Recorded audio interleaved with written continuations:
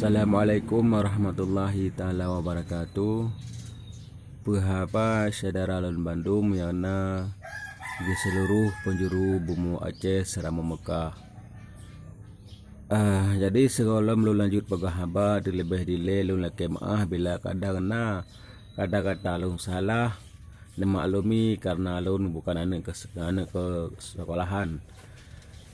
Dan bila na kata-kata lu mbak pegah tentang hukum, ada pun tentang ulama kata bacut, napa maaf karena lo kan siro anak pengajian yang penuh dengan ilmu. Hanyalah siro singambangai dan hanyalah siro urang awam yang hana penuh ilmu dunia dan ilmu akhirat. Jadi lagi tanyo be tahina ulama, karena ilmu getanyo dengan ilmu ulama hana bandingan. Madang lihat kepada para ulama katanya, orangnya tanya pilih Jokowi silakan pilih, pilih Pak Prabowo silakan pilih, yang namanya tujuan pemimpin untuk Indonesia katanya bersama. Yang menentukan nasib baik dan buruknya bukannya kita manusia, itu hanya ada di tangan Allah Subhanahu Wa Taala.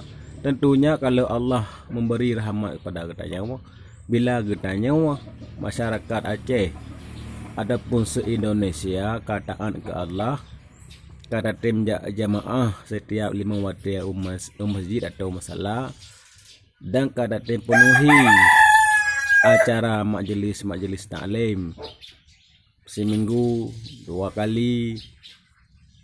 Jadi orangnya belena legetanya tayak pegah ulamanya mono walik nungnya mode pola ni nya dah fikir leme orangan. Karena orangnya kan orangnya Jokowi Presiden Indonesia, Prabowo menyalurkan diri untuk menjadi Presiden Indonesia kalau terpilih nanti. Namun salah legetanya yang dengar ada Jokowi dengar ju, yang dengar Prabowo dengar ju. Di ulama getanyonyo menyehana ke permun berarti antara pihak ada dengan pihak ana berarti tiban.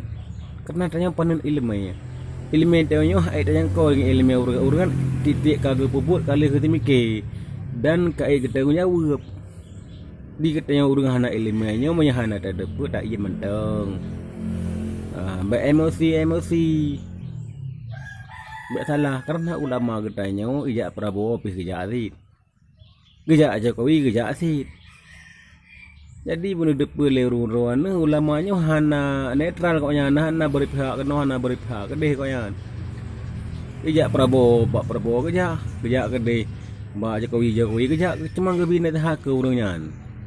Malah hana keleu ulama getanya orangnya walaupun kamu sajan ini sajan itu, kamu pesan sampai bak calon-calon pemimpinnya, pekeh di segi kepresidenan, pekeh di segi DPR dan segala-galanya. Pesan ulama bak orangnya hanyalah waktu kedua, hanya menyemang niat tegat buat Allah beri menang, niat tebrok buat Allah beri binasa, baik menang. Nya narid ulama katanya. Makanya kita baik berangkahot tak pelih tutup kepada ulama. Karena ilmu tanya si panik dah narado mesti membuat tanya narado mesti mengitab si hana baik dah kena baca mula mata buka dan makanya le katanya baik menan segala dah pegah apa kan semikir le dah luhur le puna ilmu tanya.